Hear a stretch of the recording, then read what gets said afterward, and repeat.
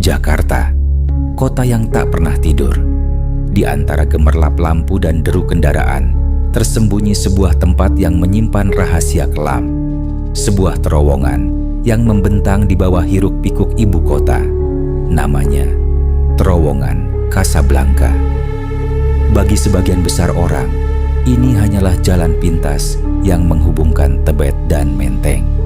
Tapi bagi mereka yang pernah mengalami langsung atau cukup berani untuk menyelidikinya, Terowongan Kasablanka menyimpan lebih dari sekadar kisah kecelakaan lalu lintas.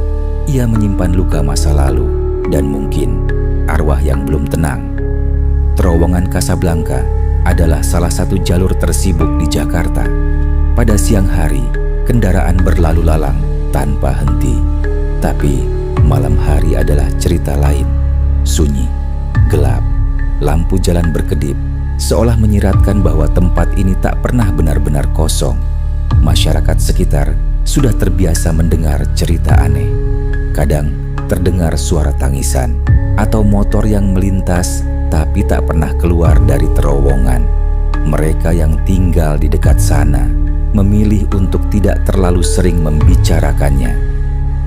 Sebelum menjadi jalan, kawasan Kasablanka adalah tanah pemakaman. Di era kolonial, tempat ini menjadi tempat peristirahatan terakhir warga Belanda. Setelah kemerdekaan, area tersebut berubah fungsi menjadi pemakaman umum bagi warga Jakarta. Pada tahun 2001, demi pembangunan infrastruktur, pemerintah memutuskan membangun jalan layang dan terowongan di kawasan ini. Sejumlah besar makam harus dipindahkan. Namun, dalam prosesnya, tak semua jenazah berhasil dipindahkan dengan layak. Beberapa kuburan diyakini hilang atau tertinggal di dalam tanah. Anton adalah seorang operator alat berat. Saat proyek pembangunan terowongan dimulai, ia adalah salah satu dari banyak pekerja yang menggali tanah malam hari. Waktu itu saya lagi gali di dekat bekas lokasi kuburan, ujar Anton. Baru saja ember alat berat saya masuk ke tanah, tiba-tiba dari dalam timbunan tanah keluar kain putih. Saya pikir cuma sampah, tapi begitu saya tarik, itu kain kafan. Dan di dalamnya ada tengkorak. Sejak malam itu, banyak pekerja yang mengundurkan diri. Mesin berat mendadak rusak, lampu padam. Beberapa bahkan mengaku diganggu sosok perempuan berambut panjang. Data kepolisian menunjukkan bahwa di sekitar terowongan Kasablanka terdapat jumlah kecelakaan yang tidak biasa. Banyak pengendara motor tiba-tiba kehilangan kendali, menabrak dinding terowongan, atau jatuh tanpa sebab yang jelas. Beberapa korban selamat bercerita bahwa mereka melihat wanita di tengah jalan. Ketika mereka mencoba menghindar, mereka menabrak pembatas jalan. Dia berdiri di tengah jalan, diam, tapi matanya kosong, seperti bukan manusia, ujar salah satu korban selamat yang meminta identitasnya disembunyikan. Dinas Perhubungan memasang kamera pengawas di dalam terowongan sejak 2010. Tujuannya untuk memantau arus lalu lintas. Namun, beberapa operator yang bertugas mengawasi rekaman mengaku sering melihat sesuatu yang tak bisa dijelaskan. Kadang kami lihat motor melintas, tapi tidak pernah muncul di ujung terowongan. Ada juga sosok putih yang berdiri diam selama beberapa menit di sudut terowongan, tapi tak terlihat oleh pengendara, ungkap Yudi, salah satu petugas di Shub. Rekaman-rekaman itu sebagian tidak pernah dipublikasikan, bukan karena tidak percaya, tapi karena takut menimbulkan kepanikan. Pak Joko sudah lebih dari 10 tahun menjadi satpam di sebuah bangunan dekat terowongan. Ia terbiasa berjaga malam. Namun, ada satu malam yang tidak pernah ia lupakan. Waktu itu sekitar jam 2 pagi, hujan gerimis. Saya duduk di pos sambil dengar radio. Tiba-tiba radio mati, dan dari arah terowongan saya dengar suara orang menangis. Jelas banget, tapi Waktu saya lihat ke sana, tidak ada siapa-siapa. Malam itu, suara tangisan terus terdengar setiap 15 menit, seolah mengelilingi pos jaga. Sampai akhirnya, Pak Joko membaca doa dan suara itu perlahan menghilang. Bayu adalah seorang pengemudi ojek online. Malam itu, ia menerima pesanan dari daerah Menteng menuju Tebet. Jalur tercepat adalah melewati terowongan Casablanca. Pas masuk terowongan, suasana langsung berubah. Jalan sepi banget, padahal biasanya masih ramai. Saya ngerasa kayak dibuntuti. Saya sempat lihat di kaca spion ada motor di belakang. Tapi pas saya berhenti, dia hilang. Lebih anehnya lagi, Bayu merasa seperti terus berputar dalam terowongan itu. Padahal jalurnya lurus. GPS menunjukkan ia sudah keluar, tapi di kenyataan ia masih di dalam. Baru setelah membaca doa, ia bisa keluar ke jalan biasa.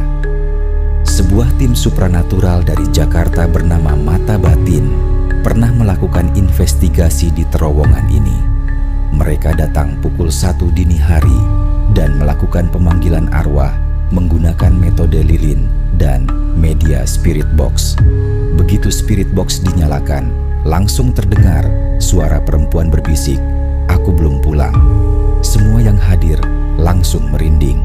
Salah satu anggota kami bahkan kerasukan, ungkap Rizal, salah satu anggota tim. Setelah diselidiki, arwah yang hadir diduga adalah seorang wanita korban kecelakaan di tahun 2004 yang belum ditemukan jasadnya. Pada 2018, seorang operator CCTV bernama Dimas mengunggah potongan video dari kamera pengawas. Dalam rekaman itu, terlihat sosok wanita berdiri diam di tengah terowongan selama lebih dari 7 menit meskipun tak ada kendaraan lewat. Dimas kemudian mengaku bahwa setelah mengunggah video itu, ia mendapat mimpi buruk selama 3 malam berturut-turut. Dalam mimpinya, wanita itu berdiri di depan tempat tidurnya. Di dekat terowongan terdapat sebuah sekolah swasta. Beberapa siswa dan guru sering mendengar suara langkah kaki di lorong, meskipun bangunan dalam keadaan kosong. Pernah suatu pagi, seorang guru menemukan tulisan di papan tulis, "Tolong aku." Meski sehari sebelumnya, papan sudah dibersihkan. Kamera keamanan menunjukkan tak ada siapa-siapa masuk ke ruangan itu malam sebelumnya. Pak Slamet, pemilik warung kopi di dekat mulut terowongan, punya cerita sendiri. "Kadang saya lihat orang jalan malam-malam, tapi nggak pernah keluar dari sisi lain. Pernah ada yang lewat, terus 5 menit kemudian hilang. Saya cari, nggak ketemu." Ia juga mengaku warungnya sering diketuk malam hari. Saat dibuka, tidak ada siapa-siapa, hanya angin dingin. Pada tahun 2006, seorang anak laki-laki berusia 7 tahun dilaporkan hilang setelah bermain di dekat pintu masuk terowongan Casablanca. Sang ibu mengaku kehilangan jejak anaknya hanya dalam hitungan menit. Pencarian dilakukan selama 2 minggu oleh polisi dan relawan. Tak ada jejak. Namun, beberapa hari kemudian, seorang pengemudi melaporkan melihat seorang anak dengan deskripsi yang sama berjalan sendirian di dalam terowongan. Tapi saat didekati, anak itu menghilang di udara. Pak Thohir adalah supir taksi yang sudah 15 tahun beroperasi malam hari.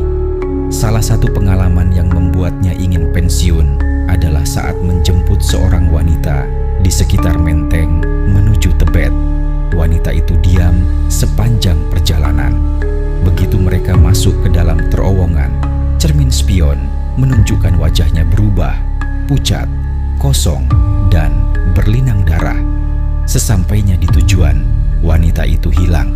Tak ada suara pintu terbuka, hanya bau bunga melati yang tertinggal di kursi belakang. Walaupun kebanyakan pengalaman mistis terjadi malam hari, beberapa pengemudi melaporkan hal aneh terjadi, bahkan saat siang bolong. Seorang kurir mengaku melihat wanita menyeberang jalan di dalam terowongan siang hari. padahal tidak ada trotoar. Saat ia mencoba memperlambat motor, wanita itu menoleh ke arahnya. Matanya hitam sepenuhnya. Tim peneliti independen dari komunitas supranatural membawa alat pelacak elektromagnetik EMF ke terowongan Casablanca. Dalam sesi pengukuran, alat EMF menunjukkan fluktuasi ekstrem pada titik-titik tertentu, terutama di bagian tengah terowongan. Ini tipikal energi residual, kemungkinan dari entitas yang tertinggal akibat kematian mendadak, jelas salah satu peneliti. Mbak Ratna adalah penjual bunga tabur di dekat TPU Menteng Pulo, tidak jauh dari Casablanca. Ia bercerita bahwa tiap malam Jumat Kliwon ada orang tak dikenal membeli bunga dalam jumlah banyak. Orangnya tidak bicara, bayarnya pas. Tapi saat saya lihat dari belakang, dia tidak punya bayangan, ucapnya. Beberapa kali bunga-bunga itu ditemukan berserakan keesokan harinya di tengah terowongan. Bribka Andi pernah berjaga saat patroli malam di sekitar Casablanca. Sekitar pukul 2 pagi, ia melihat seorang perempuan berdiri di pinggir jalan dekat terowongan. Ketika ia hampiri, perempuan itu menoleh dan langsung menghilang di depan matanya. Rekannya yang duduk di dalam mobil tidak melihat apa-apa, meskipun posisi mereka sangat dekat. Pak Hadi adalah tukang becak yang sering lewat Casablanca malam hari. Ia mengaku pernah bertemu sesosok kakek tua yang naik becaknya dan meminta diantar ke Menteng. Sesampainya di tujuan, si kakek memberikan uang kuno zaman Belanda dan menghilang. Saat dicek keesokan harinya, uang itu berubah menjadi daun kering. Seorang ustaz bernama Ustaz Fauzan pernah melakukan ruqyah di kawasan tersebut. Menurutnya, ada lubang gaib yang menghubungkan dunia manusia dengan tempat yang bukan milik kita. Ia menutup titik tersebut dengan doa dan ritual air zam-zam. Namun, ia mengingatkan bahwa jika pembukaan terowongan dilanjutkan tanpa izin spiritual, lubang itu bisa terbuka kembali. Dalam kepercayaan Jawa, malam 1 Suro adalah malam sakral. Beberapa warga mengaku mendengar suara gamelan dan keramaian dari dalam terowongan malam itu. Seperti ada pesta, tapi tak ada orang, kata salah satu warga. Beberapa bahkan melihat iring-iringan kereta kuda tua di dalam lorong. Padahal lalu lintas sedang sepi total. Beberapa pengguna mobil mengaku sering melihat bayangan bergerak di atas terowongan, seperti makhluk besar yang merayap.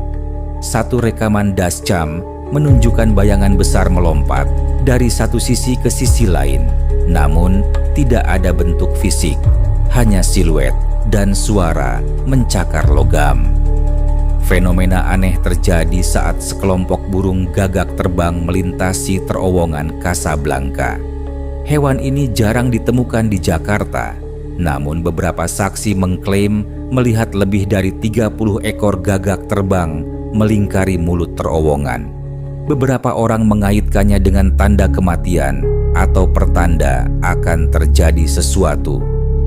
Pemerintah Kota Jakarta pernah bekerja sama dengan beberapa tokoh agama untuk melakukan pembersihan spiritual terhadap area terowongan.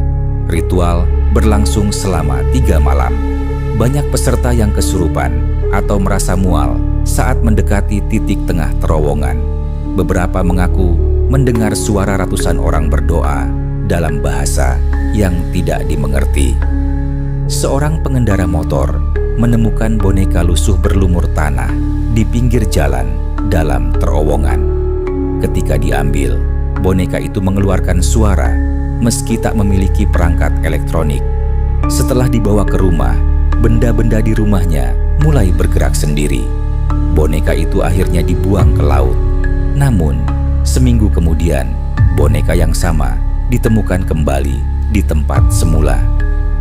Seorang wanita hamil dilaporkan mengalami kejadian mistis saat melintasi terowongan. Ia melihat seorang anak kecil berdiri di tengah jalan, lalu menghilang. Malam itu, ia bermimpi bertemu anak itu lagi yang mengatakan bahwa ia menunggu ibunya. Setelah melahirkan, anak wanita itu sering tertawa sendiri dan menunjuk ke pojok kamar sambil berkata, "Itu kakak." Beberapa pengemudi mobil box yang sering melintas malam hari melaporkan melihat sosok tinggi besar tak berkepala berdiri di tengah jalan. Sosok itu tidak bergerak dan menghilang begitu lampu sorot menyentuhnya. Pak Beni, tukang parkir di minimarket dekat terowongan, menerima telepon dari nomor tak dikenal tengah malam. Saat dijawab, terdengar suara napas berat dan tangisan. Nomor tersebut tidak bisa dilacak dan kejadian itu terus berulang selama seminggu. Tim relawan yang sering melewati terowongan saat distribusi bantuan malam hari melaporkan mobil mereka mogok di titik yang sama selama 3 malam berturut-turut. Padahal mobil dalam kondisi baik. Mereka juga mengaku melihat sosok perempuan membawa anak kecil berdiri diam di pinggir jalan. Beberapa orang yang tidak saling mengenal melaporkan mimpi yang sama. Berjalan di terowongan gelap, dikelilingi orang-orang diam berpakaian putih dan suara wanita menyanyi dari kejauhan. Para peneliti menyebut fenomena ini sebagai mimpi kolektif, sesuatu yang sangat jarang terjadi. Saat proyek pembersihan saluran air di bawah terowongan, beberapa pekerja mengaku mendengar suara orang berbicara dari balik tembok beton. Beberapa percaya itu adalah suara dari ruang yang tertinggal, mungkin makam yang tertutup saat pembangunan. Meski sudah banyak usaha dilakukan, terowongan Casablanca tetap menjadi tempat yang menyimpan misteri. Penduduk sekitar tahu untuk menghormati, tidak asal bicara, dan menjaga perilaku jika melintasinya. Karena siapa tahu ada yang sedang mendengarkan dari balik gelapnya lorong itu.